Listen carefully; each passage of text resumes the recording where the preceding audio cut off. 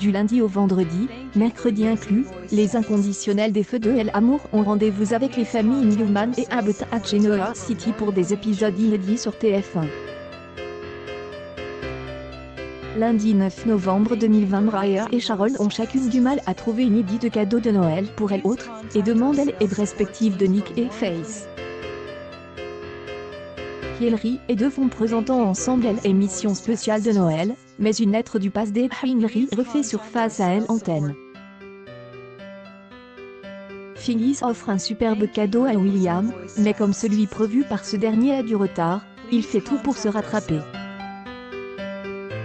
Nick fait une étrange rencontre dans le parc Chancellor.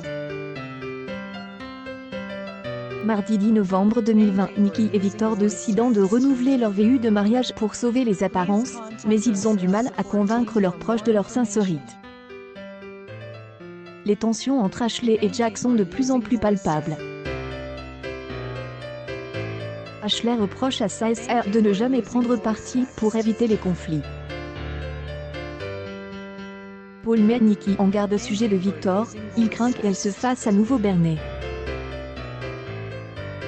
Nicolas Sen accepte pas, il dit que ses parents renouvellent leur VU de mariage, et refuse d'assister à la cérémonie qui aura lieu au Nouvel An. Mercredi 11 novembre 2020, Reed apprend que son père est et se part de Mackenzie et accepte mal la nouvelle. Il décide de décompresser dans une soirée organisée par des copains de Charlie, et boit de l'alcool sous le regard de Mathilda. Nick propose à Chelsea de quitter l'appartement des Adam et de bâtir la maison de leurs Reeves. Mais cette dernière, encore trop nostalgique, n'accepte pas cette idée. Sam sort enfin de l'hôpital. Mathilde et Charlie lui ont réservé une petite fête d'accueil à la résidence Chancellor. Lily et deux vont s'y rendre et est étonnant de la proximité entre Hillary et Khan. Apprend ce qui est et passe entre Ashley et Jack au sein de Jobot et elle a des doutes concernant la vente de Chancellor. Jeudi 12 novembre 2020, tout le monde s'apprête à fêter la nouvelle année. Nick est pas trop enthousiaste à l'idée d'assister à la soirée de renouvellement de VU de ses parents. Victoria et JT. Raisonné Reed, suite à son arrestation. T. Décide de rester à Genoa City. Lily, qui pensait se rendre à une grande fête chez Jill, se retrouve en tête-à-tête avec Khan. Hillary parle de son nouveau coup de CR à devant.